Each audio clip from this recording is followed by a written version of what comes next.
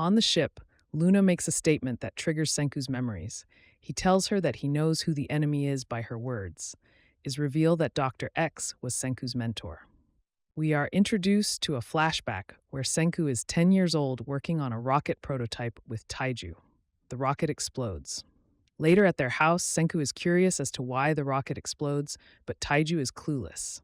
Senku then creates a report, which he translates into a book impressing Taiju. Senku disguises an email as if it was written by an elementary school student, but attaches complex documents of the research about why his rocket exploded to it. It reaches the NASA scientists, and they are shocked at the complexity, thinking an adult did this, and takes it for a prank. They ignore it, but Zeno replies to Senku. Zeno sends him all of the components that he needs to correct his situation. He also tells Senku not to be led astray by noisy data. Senku then does research on the device that he needs and is shocked at the hefty amount. However, determined, Senku takes a plane to the USA to meet his father. His father is excited to see him, but Senku dismisses him and only wants the credit card in order to purchase the items for the rocket. Senku tells his father that he is leaving and will return when the credit card expires, shocking him. He then uses the car to buy all of the equipment necessary to continue his research. Now armed with the equipment and Zeno's research from his online classes, Senku vows to investigate everything. After completing Project Helium-3, Zeno receives an email from Senku telling him that the rocket didn't explode. Later, Senku and Taiju use the rocket and a remote control car. The car takes off and explodes, and Senku goes back to the drawing board. Zeno then presents the Project Helium-3 document to his superior, but it is rejected. Out in the field, Taiju asks Senku why he asks for research that doesn't pertain to the rocket. Senku explains that there is so much they don't know, and he is just curious to find out. Just then, Senku receives an email from Zeno telling him that science is power.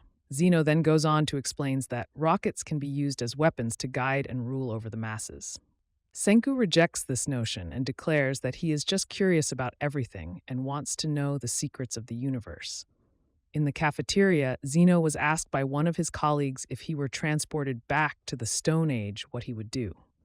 Zeno then replies that he would create weapons and become a dictator.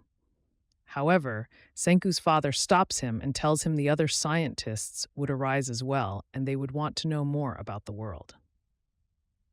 Zeno then explains that there would be a face-off. Later, Senku is in his lab telling himself that he has to know everything. The next day, Senku tells Taiju that he's going to Africa. He then leaves and travels all over the world in the name of science. His father is excited that Senku is coming to the USA, and Zeno overhears this. Later, Senku and Zeno side by side look up at an apparatus, smiling. Senku's father smiles as he greets him, and Zeno walks away. A day before the petrification, Senku is studying the birds that have been turned to stone. Zeno then uses Senku's research to give explanations to the other scientist. Other researchers deduce that the birds that are made of stone are living beings because they have organs. Dr. Zeno is then contacted and asked for his input. Senku is seen figuring out the cause of the bird turning to stone. Later at the lab, Senku is seen trying to make gasoline out of plastic bottle caps. Just then, Taiju comes into the lab and tells Senku that he has feelings for Yuzuriha. But Senku dismisses him and shows everyone that he made the gasoline. In the USA during the DARPA tech demo, Zeno shows everyone the stone bird. He goes on a rant about the intricacies, but is cut off by Stanley Snyder, who tells him to get to the point. Zeno tells them that the brainwaves are still active in the bird. Stanley suggests if they happen to get hit by the weapon, they just have to stay conscious.